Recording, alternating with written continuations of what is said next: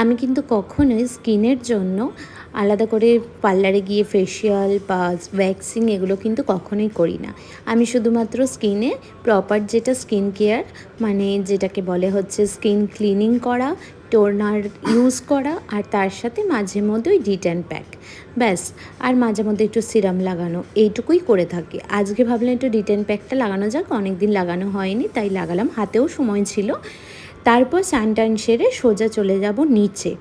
আজকে গপুকে স্কুল থেকে আনতে যাওয়ার কথা হয়ে রয়েছে, মানে গপুকে কথা দিয়ে রেখেছি সকাল থেকেই, তার জন্য গপু স্কুলে গেছে, কারণ ওর তো পরীক্ষা চলছে। আর ও আমাকে বারবার বলেছে, মা প্লিজ আমাকে আনতে যাও, অনেক দিন যাওনি কিন্তু।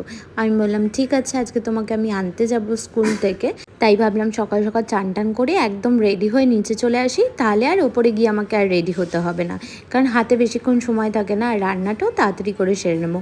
মা ওদিকে আমাকে শাক টাকগুলো ধুয়ে দিচ্ছিল, আর আমি এদিকে তরকারিগুলো কেটে নিলাম।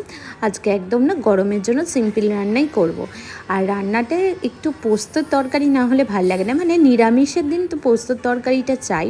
ওইদিকে অর্ধেক রান্না কমপ্লিট করে চলে এসেছিলাম বাইরেটা। এখানে দেখো পুদিনা গাছটা কিন্তু বেশ লেগে গেছে, মানে আমার বডি লাগিয়েছিল হাতে, নিজের হাতে, তো বেশ লেগে গেছে। আর এদিকে প্রচুর জবা ফুল ফুটেছে আজকে পিঙ্ক কালারের। মা বললো যাও এটা একটা ফটো বা ভিডিও তুলে আনো, তাই জন্য মা রেখে দিয়েছিল। পরে চান টান করে উঠে মা পুজো দেওয়ার জন্য ফুলগুলো তুলে নেবে।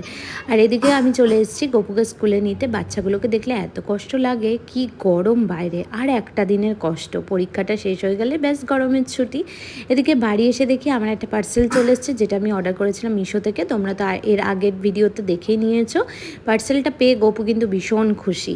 ওর তো আগে থেকেই ঠিক করেছিল যে ওটা ওই ওপেন করবে।